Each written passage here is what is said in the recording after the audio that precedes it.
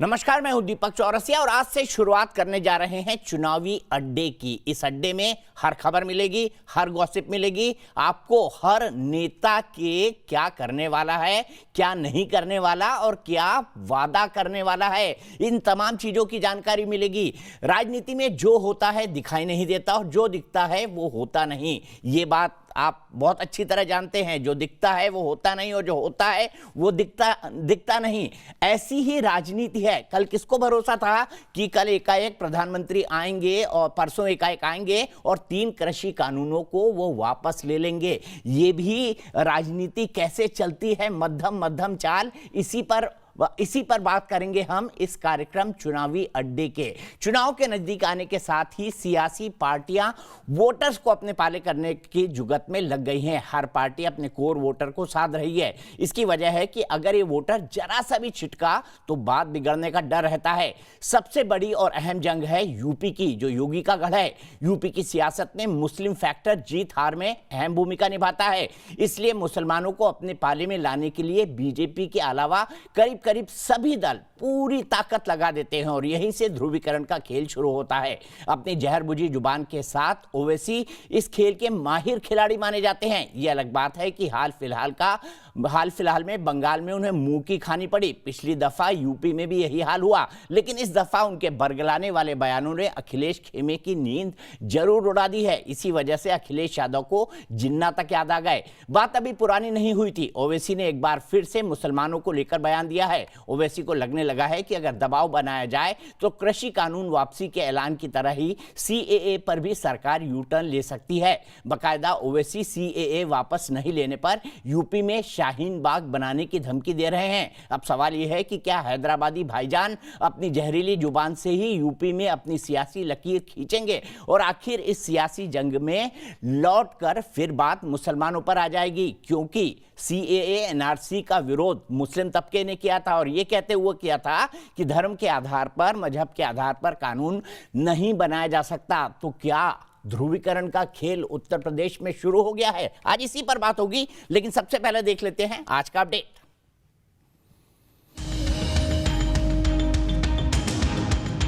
UP के सियासी मैदान में खेल बड़ा निराला हो चला है। अभी तक बीजेपी पर ध्रुवीकरण का आरोप लगाने वाली विपक्षी पार्टियां अब खुद उसी खेल में उलझती जा रही हैं।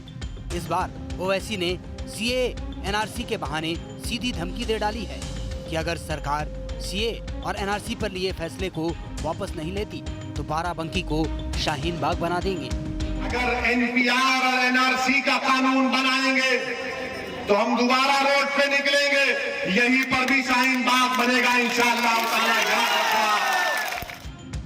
ओवैसी बहाना सीए का ले रहे हैं और निशाना बीजेपी पर साध रहे हैं, लेकिन वो असली खेला तो मुसलमानों के साथ खेलना चाहते हैं। कभी डराकर, कभी बरगलाकर, कभी नुमाइंदगी में हिस्सेदारी की मांग को लेकर।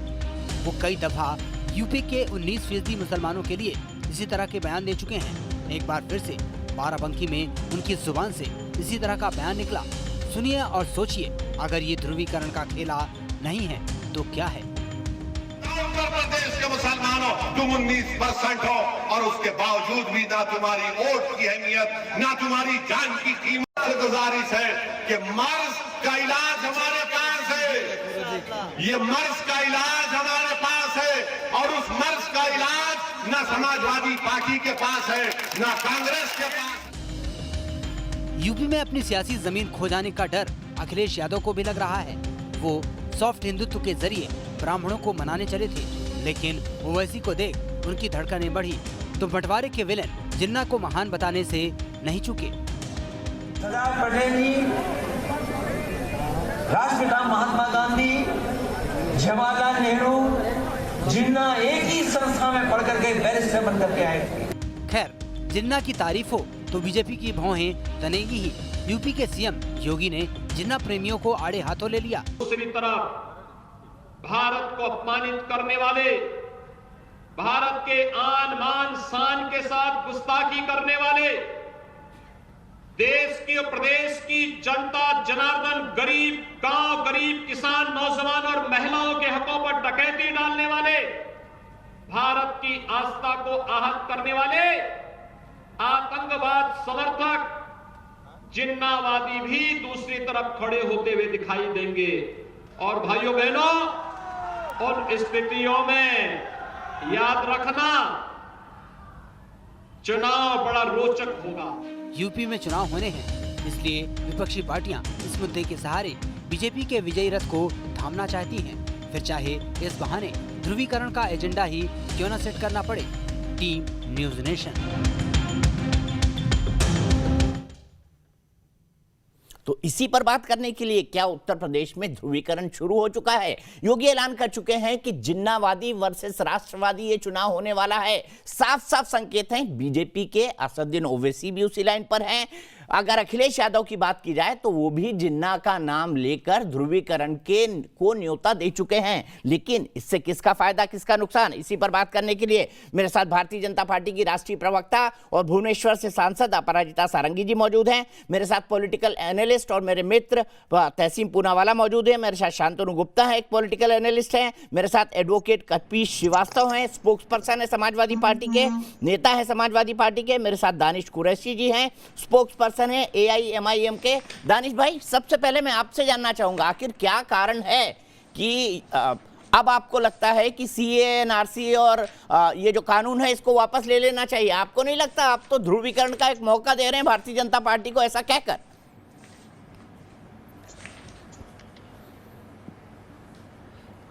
देखिए, राजनीतिक विश्लेषक के तौर पे मैं तो एक बात आपको बिल्कुल स्पष्ट कहना चाहूँगा कि देश में लोकतंत्र है और लोकतंत्र में सरकार के अपने अधिकार हैं और अवाम के अपने अधिकार।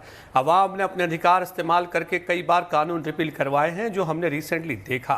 होना ये चाहिए था कि लोकतंत्र में लोगों की बात सुनी जाती है और उसके मातहत कानून बनाए जाते तो ज़्यादा बेहतर रहता। लेकिन हमारे देश में सांप्रदायिकता शासक पक्षों के सर पे चढ़ के जो बोल रही है, उसके कारण जो नुकसान हुआ है वो मुझे लगता है कि अब एक बड़े बड़े आंदोलनों के तहत हमने देखा कि 2014 से पहले भी एक आंदोलन खड़ा हुआ था जिसकी वजह से नई सरकार बनी। और अब देखने जाए तो किसान आंदोलन जो चला है जिस तरीके से, उस तरीके का मामला हमने 2 दिन पहले देखा कि किस तरह से प्रधानमंत्री नरेंद्र मोदी जी को अपने शब्दों को वापस लेना पड़ा। ये परिस्थितियां जो बताती हैं कि अवाम की ताकत सबसे सुपीरियर है लोकतंत्र में, और लोकतंत्र में विश्वास आपको अवाम पे ही करना पड़ेगा। CAA NRC का मामला भी अगर कानून वापस नहीं हुआ तो आंदोलन करने का सबको अधिकार है। सारी राजनीतिक पार्टियों ने उसमें विरोध सहयोग सब अपने अपने तरीके से किया ही है और वो करेंगे भी आगे। देखिए तहसीन पूनावाला, क्या कहेंगे AIMIM की इस घोषणा पर? क्योंकि ये तो आप तो समझते हैं ये तो ध्रुवीकरण का मौका भारतीय जनता पार्टी को उत्तर प्रदेश में सीधे सीधे मिल जाएगा अगर एक भी शाहीन बाग बना उत्तर प्रदेश में तो। बिल्कुल दीपक जी, आपने बिल्कुल सही कहा है और MIM no doubt about it polarization करने की कोशिश करती है और इसे सीधा फायदा बीजेपी। मैं आपके दर्शकों के सामने 2 या 3 बातें रखना चाहता हूँ। आप जानते हो दीपक जी, और आपके शो पे मैंने इंटरव्यू भी दिया है, आपके चैनल को इंटरव्यू दिया है। CAA NRC को CAA को हमने चैलेंज किया सुप्रीम कोर्ट में। मैं भी पिटिशनर हूँ, ये चैलेंज हो चुका है। माननीय गृह मंत्री जी ने बार बार कहा है कि इसे हमने नोटिफाई नहीं किया। सुप्रीम कोर्ट में भी उन्होंने ये कहा है कि हमने CAA को नोटिफाई नहीं किया। जो कानून, जो कृषि कानून थे उस पर सुप्रीम कोर्ट ने स्टे लगाया था। यहाँ पर भारत की सरकार ने कहा है हमने CAA को नोटिफाई नहीं किया। एक तरह से जय अभी इस वक्त इसका आंदोलन चालू करना मुझे लगता है ये गलत है। इससे सिर्फ और सिर्फ पोलराइजेशन होगा। इससे ये साबित होता है कि ओवैसी साहब सीधे सीधे बीजेपी को फायदा दिलाने का काम कर रहे हैं। कोई ये चाहते कि ये जो उत्तर प्रदेश का चुनाव ये हिंदू मुसलमान पर हो, ये विकास पर ना हो, क्योंकि अगर विकास पर होगा न ओवैसी साहब को एक सीट मिलेगी न बीजेपी को एक सीट मिलेगी। इसलिए पोलराइजेशन की बात चल रही है। एक बात करके अपनी बात समाप्त करता हूँ। आपको अगर सुप्रीम कोर्ट पे विश्वास है, मामला सुप्रीम कोर्ट में इसका फैसला होगा। यहाँ पर दोबारा से आंदोलन शुरू करने की क्या जरूरत है? ठीक है, आपको लगता है दोबारा से आंदोलन नहीं शुरू करना चाहिए। अपराजिता सारंगी जी के पास जाता हूँ। हालांकि उस आंदोलन के सबसे बड़े अगुआ में से तहसीन पूनावाला भी एक थे, शाहीन बाग का जो आंदोलन हुआ था। लेकिन अपराजिता जी वो कह रहे हैं कि ओवैसी तो बीजेपी की बी टीम की तरह काम कर रहे हैं, ध्रुवीकरण का उन्होंने मौका दे दिया।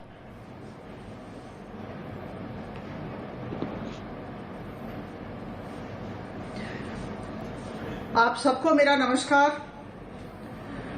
मैं कह दूं कि ओवैसी साहब ने जो कहा, यह जो वक्तव्य है उनका, यह निश्चित तौर पर राजनीति से प्रेरित है, घोर राजनीति से प्रेरित है। ध्रुवीकरण की राजनीति से प्रेरित है और तुष्टीकरण की राजनीति से प्रेरित है। 19% मुस्लिम वोटों पर उनकी नजर है। एक दूसरी मैं कह दूं बात, भारत के इस्लामिक चेहरे के तौर पर ओवैसी उभरना चाहते हैं, इसलिए उन्होंने यह बात कही। उन्हें ज्ञात नहीं है कि शाहीन बाग में जो सब कुछ हुआ और शाहीन बाग को और शाहीन बाग की गतिविधियों को सर्वोच्च न्यायालय ने अवैध घोषित किया था, हम याद रखें। और जहां तक सीएए के विड्रॉवल की बात है या रिपील की बात है, मैं कह दूं कि इस तरह के वक्तव्य देना मुझे लगता है बहुत ही अपरिपक्वता का परिचायक इसलिए है क्योंकि वो खुद सांसद हैं। मैं भी एक सांसद हूं, मेरे सहकर्मी हैं, लोकसभा में मेरे सहकर्मी हैं, और उन्हें ज्ञात होना चाहिए कि संविधान के अंतर्गत की प्रक्रियाओं में कोई भी बिल, एक्ट बनता है या किसी भी तरह का अमेंडमेंट लाया जाता है और संसद इसे पारित करता है। तो जो संसद है वो संविधान के अंतर्गत बनी हुई संस्था है। तो मुझे लगता है इनके वक्तव्य इनकी अज्ञानता का परिचायक है, अपरिपक्वता का परिचायक है, और ये संविधान का अपमान करते हैं, संसद का अपमान करते हैं। इस तरह की बातचीत करना बिल्कुल गैर जिम्मेदाराना है। लेकिन मैं कह दूं कि अभी उत्तर प्रदेश का इलेक्शन है, उत्तर प्रदेश का चुनाव है, तो अगर आप मुझे मायोपिक विजन कहेंगे तो मैं कहूंगी 19% मुस्लिम वोट पर नजर है, ध्रुवीकरण की राजनीति है।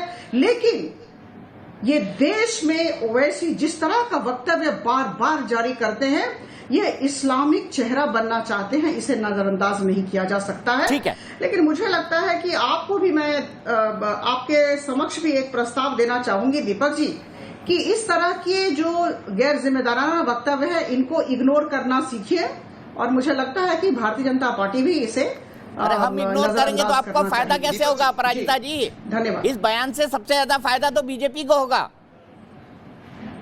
दीपक जी, मैं एक सवाल पूछ सकता हूँ एमपी मैडम से? बिल्कुल तहसील। देखिए, बीजेपी विकास की राजनीति को लेकर, विकास के एजेंडे को लेकर इलेक्शन में जा रही है। मैं आपको कह दूं, मैं एक बार बोलने का मुझे मौका दे, मुझे 30 सेकंड का समय दे। जी बिल्कुल हम लीजिए। बिल्कुल ध्रुवीकरण की और उसके बाद राजनीति तहसील में एक सवाल पूछना चाहते हैं। हम विकास की राजनीति को लेकर, विकास के एजेंडा को लेकर हम इलेक्शन में जा रहे हैं, और निश्चित तौर पर 300 से ज्यादा सीट हमारी होंगी। ठीक है, तहसील में एक सवाल पूछना चाहते हैं आपसे। तहसील पूछिए।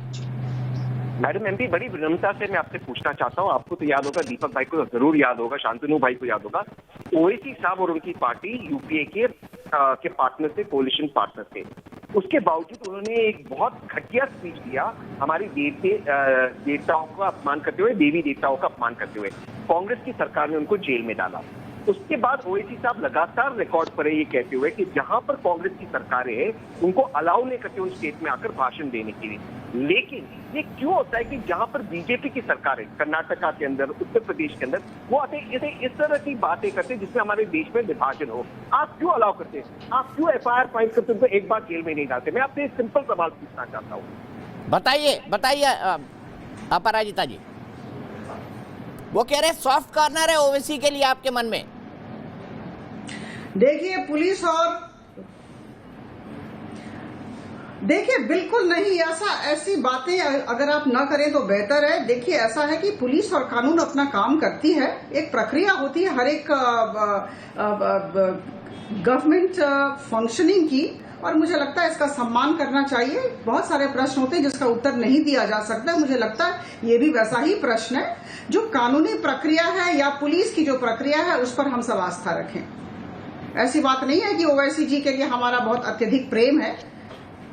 हम सब एडवोकेट कपिल श्रीवास्तव जी सीधे समाजवादी पार्टी चलते हैं। जिन्ना की बात, जिन्ना का जिन्न उन्होंने बोतल से निकाला है, दूसरे के विरुद्ध खड़े हैं और अपनी विकास के एजेंडा को लेकर हम इलेक्शन में जा रहे हैं। ठीक है, कपिल श्रीवास्तव जी बताइए, जिन्ना का जिन्न बोतल से निकालने के बाद ये तो आपका नुकसान करके जाएगा, अखिलेश जी का फायदा नहीं करके जाएगा।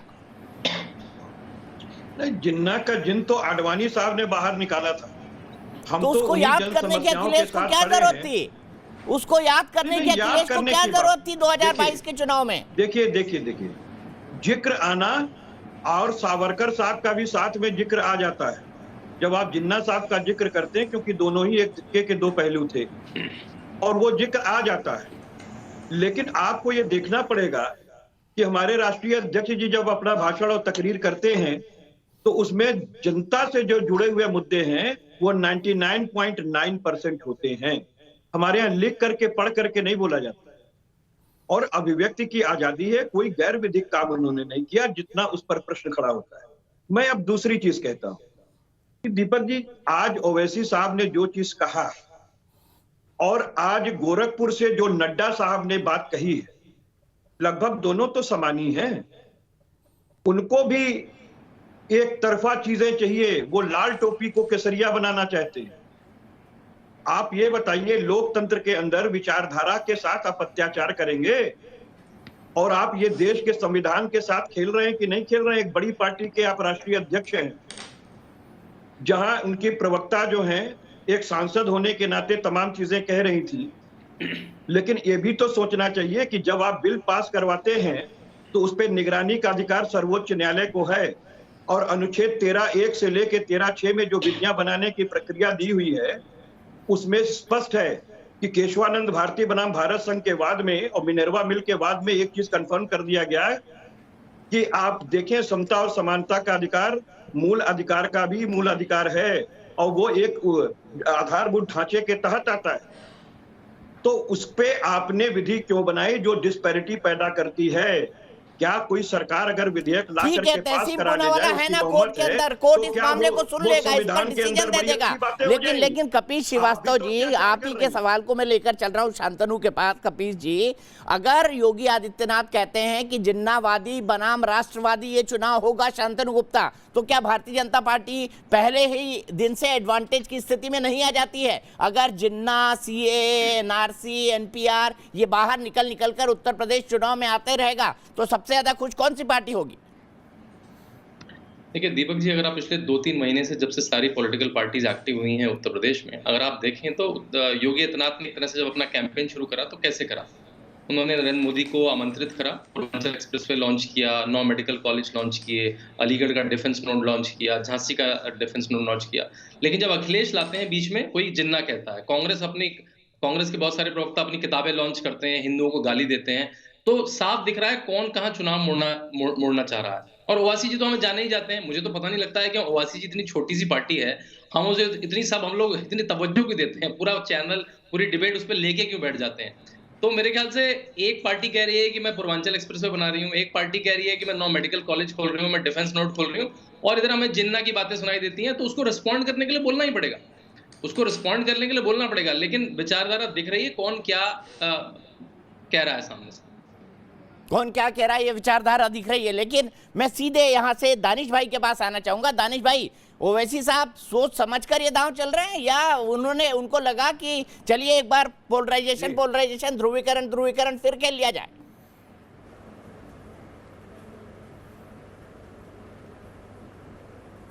अरे देखिए, मैं तो सिर्फ इतना ही कहूंगा कि हमारे पास तो खुद बेरोजगारी बढ़ रही है, इकोनॉमिक स्थिति हमारी ठीक नहीं है।